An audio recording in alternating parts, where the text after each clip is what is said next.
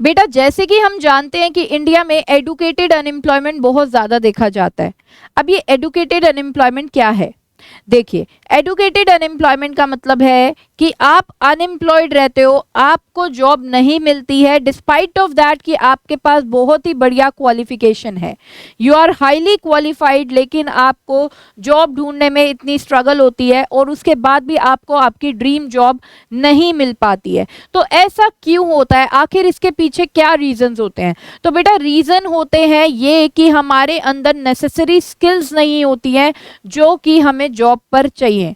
हम जब भी अपनी स्कूलिंग करते हैं या आगे की क्वालिफिकेशन करते हैं तो हमें बेसिकली फोकस किया जाता है थियोरी सब्जेक्ट्स पे, हमें थियोरेटिकल नॉलेज पे फोकस किया जाता है, हमें कुछ प्रैक्टिकल नॉलेज नहीं दी जाती है जो कि बहुत ज़्यादा ज़रूरी है इस कॉम्पिटिटिव एरा 21st सेंचुरी में अच्छा करियर सेट करने के लिए, है ना। तो बेटा स्कूल लेवल पे अगर हम देखें तो स्कूल लेवल पर भी ये प्रॉब्लम है कि हमें प्रैक्टिकल नॉलेज नहीं दी जाती है, जिसकी वजह से एक बच्चा आफ्टर स्कूलिंग जॉब नहीं ले सकता है ना। तो यहाँ पर अब सीबीएसई बहुत ही एक्शंस ले रही है, बहुत बढ़िया बढ़िया एक्शंस ले रही है कि स्कूल लेवल पर ही बच्चों को इस तरीके से स्किल्ड कर दिया जाए कि वो आगे अपना करियर सेट कर सके, उन्हें फ्यूचर के लिए अच्छे से रेडी किया जा सके। तो यहाँ पर मैम आप कैसे कह सकते हैं कि सीबीएसई प्रॉपर एक्शन ले रहा है बच्चों को आगे फ्यूचर रेडी करने के लिए in this competitive 21st century? जय Shri Shyam everyone, this is Sakshi Dua, welcomes you to class 12 grooming education. तो बेटा अब यहाँ पर मैं आपके लिए लेकर आई हूँ एक सर्कुलर जो कि मैंने सीबीएसई की वेबसाइट से ही डाउनलोड किया है। आप भी चाहते हैं डाउनलोड करना तो आप सीबीएसई की वेबसाइट पर जाकर इसे डाउनलोड कर सकते हैं। लेटेस्ट सर्कुलर्स में ये आ रहा है, कल ही का ये सर्कुलर है।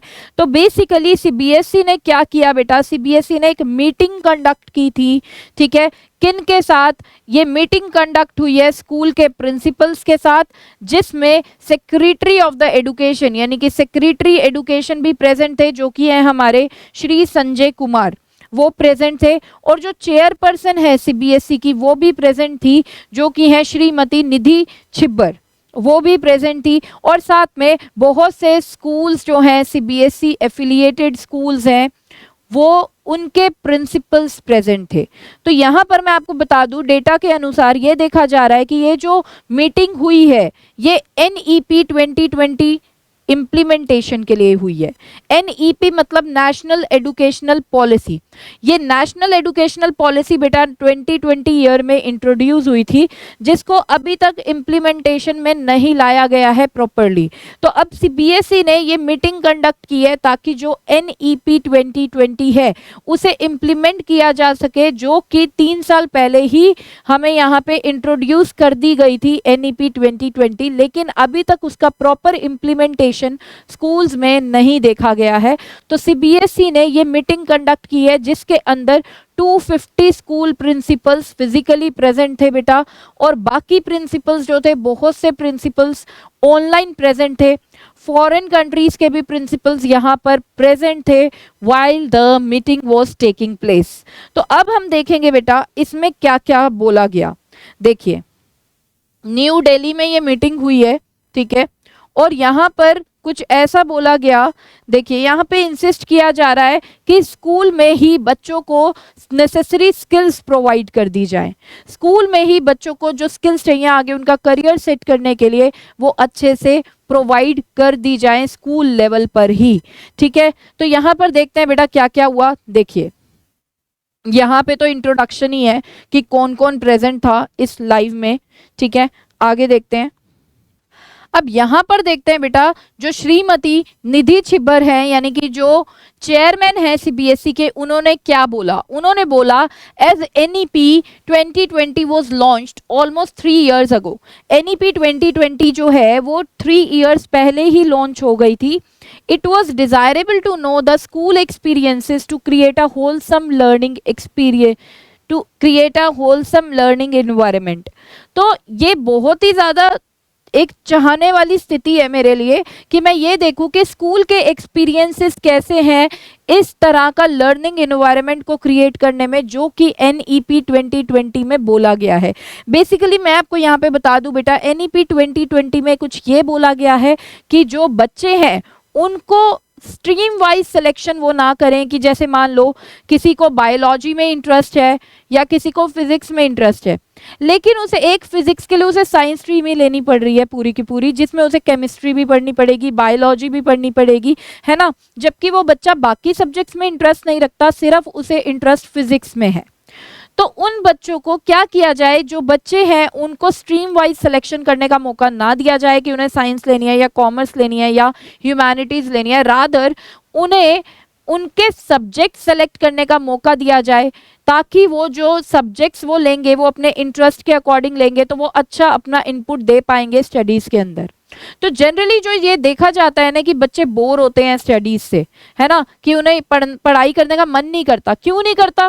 क्योंकि बेटा उन्हें इंटरेस्ट नहीं आता। तो इस प्रॉब्लम को भी यहाँ पे सॉल्व किया गया है कि बच्चों को ये मौका दिया जाए कि जब वो सब्जेक्ट को सिलेक्ट करें, उन्हें सब्जेक्ट को सेलेक्ट करना है, उन्हें स्ट्रीम को सेलेक्ट नहीं करना है, ठीक है। तो वो सब्जेक्ट अपने इंटरेस्ट के अकॉर्डिंग और अपने एप्टीट्यूड के अकॉर्डिंग वो सेलेक्ट करें, जिससे कि उनका इंटरेस्ट बना रहेगा स्टडीज में, और जहां पर इंटरेस्ट होता है वहां पर हम अपना बेस्ट देते हैं।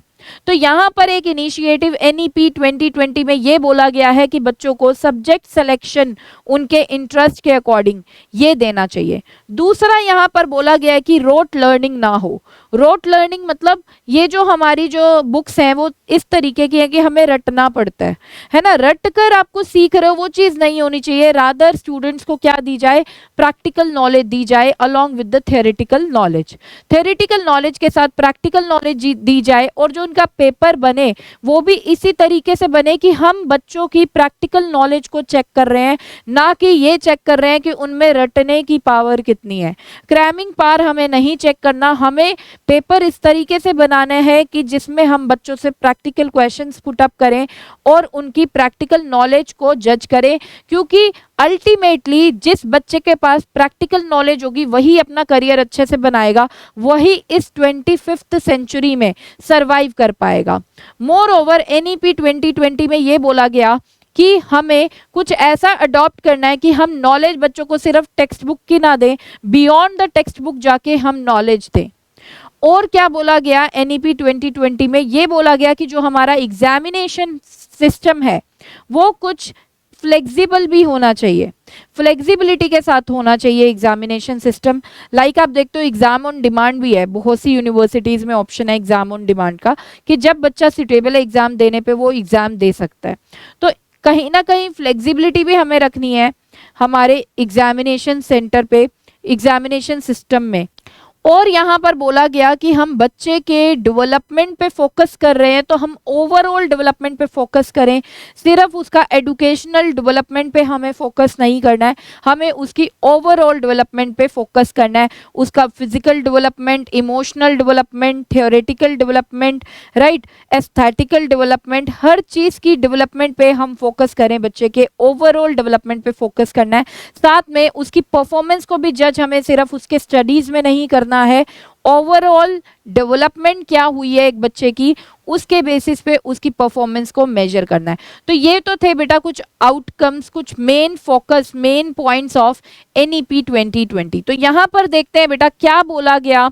जो निधि छिब्बर जी हैं उन्होंने आगे क्या बोला, उन्होंने बोला citing real life examples of art integrated activities, कि मतलब जब हम बच्चे को पढ़ा रहे हैं तो हम रियल लाइफ के एग्जांपल लें, ताकि बच्चे को ये नॉलेज होनी चाहिए कि उसके आसपास क्या चल रहा है ना।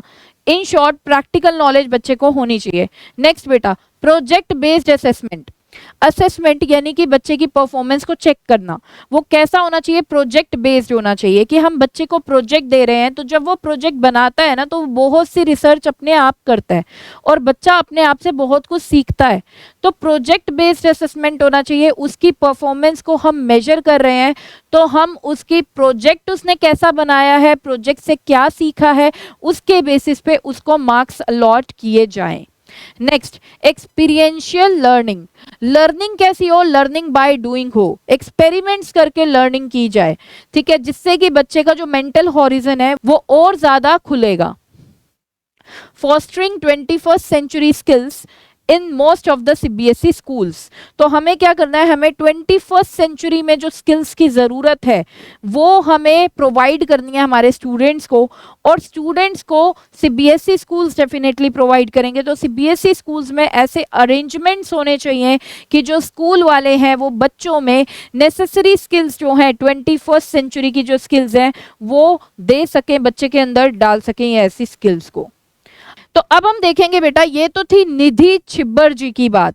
अब हम देखेंगे जो श्री संजय कुमार जी हैं, जो चेयरमैन है सीबीएसई के, उन्होंने क्या बोला। तो बेटा उन्होंने इंटरैक्शन के टाइम पर कुछ ऐसा बोला। The chairman said the schools play an important role in maintaining the educational ecosystem by transforming and keeping abreast with changes. उन्होंने क्या बोला, उन्होंने ये बोला कि स्कूल्स का बहुत ही इम्पोर्टेंट रोल होता है ये देखने में कि वो कैसे जो जो चेंजेस चल रहे हैं सोसाइटी में वो कैसे उन चेंजेस को अडेप्ट करते हैं और अपने बच्चों को अकॉर्डिंगली वो आगे ट्रांसफॉर्म करते हैं चेंजेस एजुकेशनल इकोसिस्टम में। तो आगे देखते हैं बेटा श्री संजय कुमार ने क्या बोला, ठीक है। उन्होंने इंटरेक्शन के टाइम पे ये बोला, the schools play an important role in maintaining the educational ecosystem by transforming and keeping abreast with changes. उन्होंने बोला कि स्कूल का बहुत ही इम्पोर्टेंट रोल रहता है, बहुत ही इम्पोर्टेंट रोल प्ले है स्कूल का कि वो एजुकेशनल इकोसिस्टम को, यानी कि एजुकेशनल सिस्टम को, एजुकेशनल इन्वायरमेंट को कुछ इस तरीके से वो ट्रांसफॉर्म करते हैं, चेंज करते हैं as per the changes taking place in the economy. जैसे ही चेंजेस इकोनॉमी में चल रहे हैं वैसे ही वो इकोसिस्टम जो एजुकेशनल रिलेटेड इकोसिस्टम है उसमें भी वो चेंजेस लाते हैं। आगे उन्होंने क्या बोला, CBSE schools are playing an important role in strengthening the objectives of NEP 2020 by adapting and adopting the objectives underlined in this policy। अब उन्होंने ये बोला कि सीबीएसई के जो स्कूल्स हैं वो बहुत ही बढ़िया रोल प्ले कर रहे हैं एनईपी 2020 के जो ऑब्जेक्टिव्स हैं, जो हमें चाहिए बेसिकली इस पॉलिसी के अंदर जो ऑब्जेक्टिव्स हैं उसको अचीव करने के लिए। चलिए आगे देखते हैं, आगे उन्होंने क्या बोला। सब्जेक्ट, आगे उन्होंने बेटा सब्जेक्ट के बारे में बोला और उन्होंने बोला कि बेसिकली हमें क्या करना है, enabling students to make informed choices based on interest and aptitude. तो यही जो मैंने आपको बोला कि स्टूडेंट्स को सब्जेक्ट को सेलेक्ट करने का फ्रीडम देना चाहिए। स्टूडेंट्स बेसिकली सब्जेक्ट को सेलेक्ट करेंगे ना कि स्ट्रीम को। स्टूडेंट्स को अब सब्जेक्ट सेलेक्ट करने हैं अपने इंटरेस्ट के अकॉर्डिंग और अपने एप्टीट्यूड के अकॉर्डिंग, ताकि वो अपना स्टडीज में बेस्ट दे पाएं। आगे उन्होंने क्या बोला, he emphasized on academic and skill subjects integration with long term benefits to students and preparing them for the world of work and make them future ready. आगे उन्होंने ये बोला कि जो सब्जेक्ट्स हैं, कुछ देखो एकेडमिक सब्जेक्ट्स हैं और कुछ स्किल सब्जेक्ट्स हैं। स्किल सब्जेक्ट्स कौन से होते हैं, जो पर्टिकुलर स्किल्स को इंट्रोड्यूस करने के लिए होते हैं बच्चे के अंदर ताकि स्किल्स डेवलप हो, और एकेडमिक सब्जेक्ट आपके थ्योरेटिकल सब्जेक्ट्स। तो उन्होंने बोला कि हमें हमारे करिकुलम में एकेडमिक सब्जेक्ट्स भी रखने हैं और स्किल्ड सब्जेक्ट का कॉम्बिनेशन रखना है, जिससे कि बच्चे को प्रॉपर नॉलेज होती रहे, थ्योरेटिकल नॉलेज भी मिले तो साथ में उसके साथ स्किल्स भी बच्चे के अंदर डेवलप होती रहें ताकि वो फ्यूचर के लिए रेडी हो जाए। तो यहाँ पर कुछ आप बेटा पिक्चर्स देख सकते हैं जो कि मीटिंग हेल्ड हुई उसके रिगार्डिंग। चलिए देखिए बेटा, अब देखते हैं कि आगे क्या बात हुई इस इंटरैक्शन में। बात हुई introduction of NCF foundational skills. NCF क्या है? एनसीएफ है नेशनल करिकुलम फ्रेमवर्क, ठीक है। ये 2005 में लास्ट अपडेट हुई थी, एनसीएफ नेशनल करिकुलम फ्रेमवर्क। इसमें बेसिकली ये बोला गया है कि बच्चों को रोट लर्निंग नहीं करें, है ना, हम मतलब क्रैमिंग नहीं करवाएं बट उन्हें प्रैक्टिकल नॉलेज दें। दूसरा ये बोला गया है कि करिकुलम में कुछ ऐसा करें कि टेक्स्ट बुक के अलावा भी बच्चे को नॉलेज मिल सके। तीसरा, एग्जामिनेशन जो सिस्टम है वो और ज़्यादा फ्लेक्सिबल हो जाए। ठीक है, तो ये सब चीजों पे बात करी है। तो यहाँ पर बात हो रहा है introduction of NCF foundational skills, कि यहाँ बच्चों में फाउंडेशनल स्किल्स बेसिकली जो मतलब बेसिक स्किल्स होती हैं ये जरूर हमें डेवलप करनी है जो 21st सेंचुरी में कॉम्पीट करने के लिए चाहिए बच्चों को।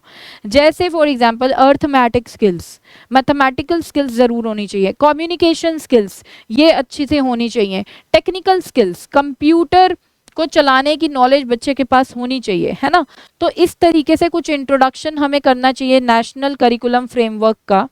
ठीक है, आगे progress on the implementation of the school quality assessment and assurance framework for adherence to quality standards for accomplishing individual and educational excellence।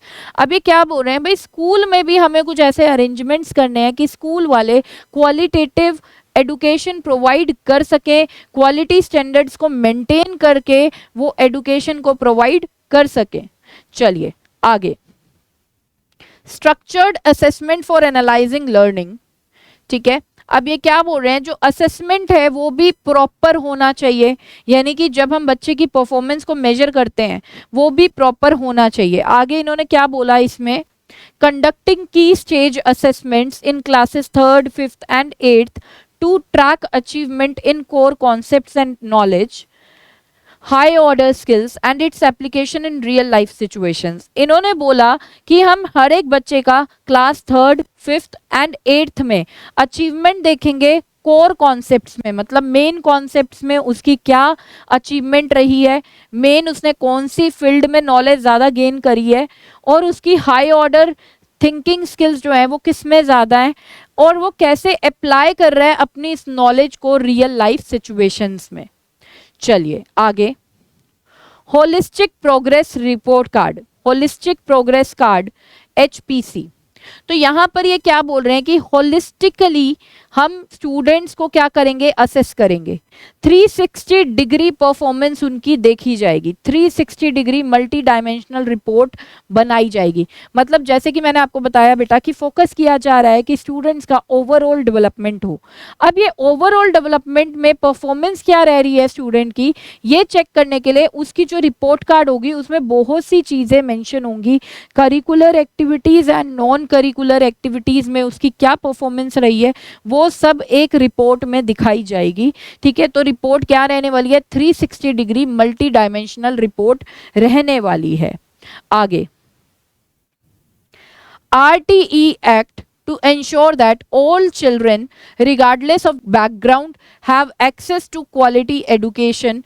The provision helps to reduce the gap between the educational opportunities available to children from different social and economic backgrounds, besides promoting social inclusion and diversity in schools. Thus affirmed about the implementation of the RTE Act. अब ये RTE Act की बात करें, यानी कि right to education act, जो कि 2009 में आया था, जिसमें ये बोला गया था कि हर एक बच्चे को क्वालिटी एडुकेशन लेने का पूरा राइट है। ठीक है, उसे एडुकेशन मिलनी चाहिए regardless of the background, regardless of the category he belongs to, चाहे वो SC है या ST है या OBC है, उस बच्चे को पूरा राइट है कि उसे एडुकेशन मिलनी चाहिए और क्वालिटेटिव एडुकेशन मिलनी चाहिए, चाहे वो किसी भी फाइनेंशियल बैकग्राउंड से है, चाहे इकोनॉमिकली बैकवर्ड बैकग्राउंड से है, वो उसको पूरा राइट है कि क्वालिटेटिव एडुकेशन मिलनी चाहिए। तो यहाँ पर यही बोला गया कि स्कूल्स को ये इंश्योर करना है कि जो राइट टू एडुकेशन एक्ट है उसे प्रॉपर इम्प्लीमेंट किया जा रहा है। ठीक है, आगे, redefining competency focus teaching learning and assessment. तो कॉम्पिटेंसी फोकस्ड रहना है हमें मतलब अपने स्टूडेंट्स को इस तरीके से टीच करना है कि उनके अंदर नेसेसरी स्किल्स डेवलप हों जिससे कि वो कॉम्पिटेंट रहें, वो कॉम्पीट कर सकें इस 21st एरा में। तो उसी हिसाब से टीचर्स को टीचिंग भी बहुत अच्छी करनी है, कॉम्पिटेंसी फोकस्ड टीचिंग होनी चाहिए, लर्निंग यहाँ पर कॉम्पिटेंसी फोकस्ड होनी चाहिए, और जो परफॉर्मेंस हमें चेक करनी है बच्चों की यानी कि असेसमेंट, वो भी कॉम्पिटेंसी बेस्ड होना चाहिए। तो आप देख भी सकते हैं कि सीबीएसई ने बेटा इस बार स्टार्टिंग में ही बता दिया था कि सीबीएसई इस बार एग्जाम लेवल को टफ करने वाला है ना। सीबीएसई प्रैक्टिकल क्वेश्चंस को इंट्रोड्यूस करेगा, राइट। तो यहाँ पर क्यों किया गया, ये इसलिए किया गया है क्योंकि सीबीएसई कॉम्पिटेंसी फोकस्ड असेसमेंट चाहता है अब, ठीक है। और वो चाहता है कि बच्चे उसी तरीके से लर्न भी करें, कॉम्पिटेंसी फोकस रहें। तो फोकस तो बच्चे तभी रहेंगे कॉम्पिटेंसी फोकस्ड जब उनके एग्जाम कॉम्पिटेंसी फोकस्ड होंगे, राइट। तो सीबीएसई ने ये एफर्ट उठा भी लिया है। Learning goals and pedagogy, learning goals अच्छे होने चाहिए, ठीक है। हम बच्चों को लर्न करवा रहे हैं, क्यों करवा रहे हैं, प्रॉपर पेडागोजी होनी चाहिए, मतलब प्रॉपर सारे यूनिट्स चैप्टर्स सब प्रॉपरली हमें पहले से ही पता हो कि बच्चे को क्या पढ़ाना है। The need for capacity building of teachers for effective NEP 2020 implementation। अब यहाँ पर बेटा जब हम सारी चीजें इतनी चैलेंजिंग वाली कर रहे हैं, सारी चीजें इस हिसाब से कर रहे हैं कि जो बच्चे हैं वो अच्छी स्किल्स लेकर निकलें, तो उसके लिए टीचिंग भी बहुत ही बढ़िया होनी चाहिए। और टीचिंग बढ़िया होनी चाहिए तो हमारे जो टीचर्स हैं वो भी बहुत बढ़िया होने चाहिए। तो यहाँ पर यही बात की गई कि हमें टीचर्स को भी अच्छे से ट्रेंड करना है कि वो अच्छे से बच्चों को टीचिंग प्रोवाइड कर सके, अपनी सर्विस प्रोवाइड कर सके।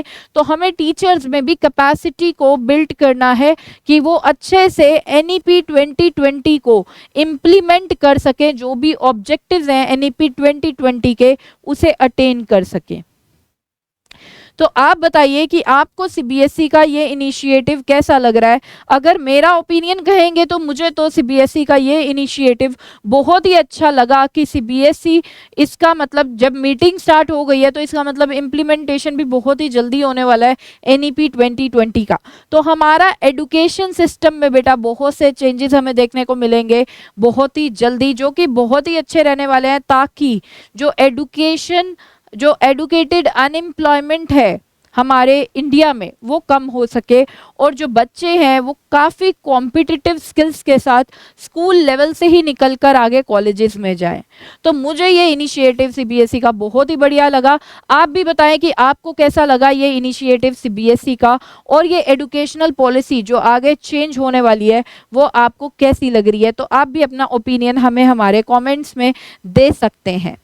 तो यहाँ पर आई होप गाइज ये वीडियो आपको काफ़ी इन्फॉर्मेटिव लगी होगी और काफ़ी इंटरेस्टिंग भी रही है। प्लीज़ शेयर करें इस वीडियो को जितना आप कर सकते हैं अपने फ्रेंड्स में, रिलेटिव्स में, सो दैट उनको भी नॉलेज हो जाए कि हमारा एजुकेशन सिस्टम कैसे चेंज होने वाला है। तो यहाँ पर इजाज़त चाहती हूँ इस सेशन को एंड करने की। मिलते हैं हमारे नेक्स्ट सेशन में। Till then bye bye, take care, जय श्री श्याम।